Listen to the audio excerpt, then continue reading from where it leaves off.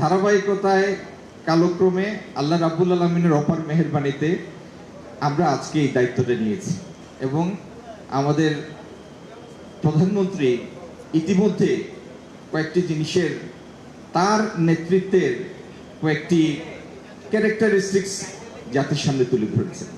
তার মধ্যে একটা হচ্ছে শৃঙ্খলাবোধ, আরেকটা হচ্ছে পরিমিতিবোধ, আরেকটা হচ্ছে কঠোর পরিশ্রম। তো ইনশাল্লাহ তার নেতৃত্বে আমরা সিলেটের জন্য নির্বাচনের সময় মানুষের কাছে যে কর্মসূচিগুলি উপস্থাপন করেছি তার প্রত্যেকটি আল্লাহর রহমতে আমরা অক্ষরে অক্ষরে বাস্তবায়ন করব। আমি 2টা মিনিট সময় নিব মাননীয় প্রধানমন্ত্রী। সিলেটের একটা দীর্ঘদিনের সমস্যা হচ্ছে এখানে কর্মসংস্থান নাই। কর্মসংস্থানের অভাবের কারণেই ছেলেমেয়েরা ইউনিভার্সিটি যারা গ্রাজুয়েট হয়তো হয়, যারা ওই পর্যন্ত যায় না, প্রত্যেকটা ইনকাম সেগমেন্টের লোকেরই একটা চেষ্টা থাকে সাবালক বয়সে পৌঁছা মাত্র দেশ ছেড়ে বাইরে চলে যাওয়ার।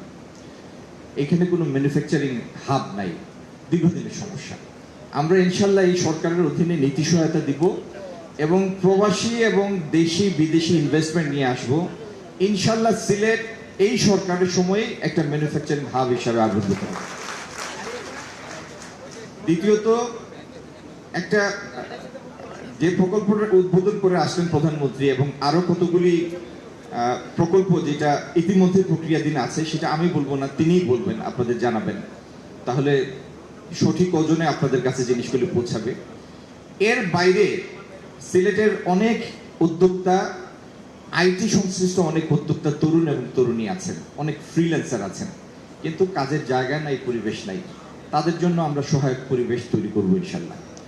আর সিলেট থেকে যে পণ্যগুলি উৎপাদন হবে সেগুলি যেন সকালে ট্রেনে, কার্গো ট্রেনে কন্টেইনার তুলে 4 ঘন্টার মাথায় চিটাগং পৌঁছে বিকালে জাহাজ স্টাফিং করতে পারে, সেই এনভায়রনমেন্ট, সেই লজিস্টিক সাপোর্ট আমরা তৈরি করবো আগামী দিনে ইনশাল্লাহ।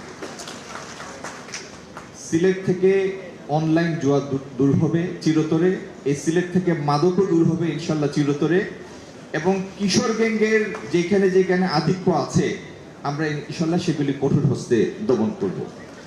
আপনারা শুধু দোয়া করবেন আল্লাহ যেন তৌফিক দেন যে প্রত্যাশা নিয়ে আপনারা আমাদেরকে দায়িত্ব দিয়েছেন সেই প্রত্যাশার হক যেন আমরা পুরোপুরি আদায় করতে পারি। ধন্যবাদ সবাইকে।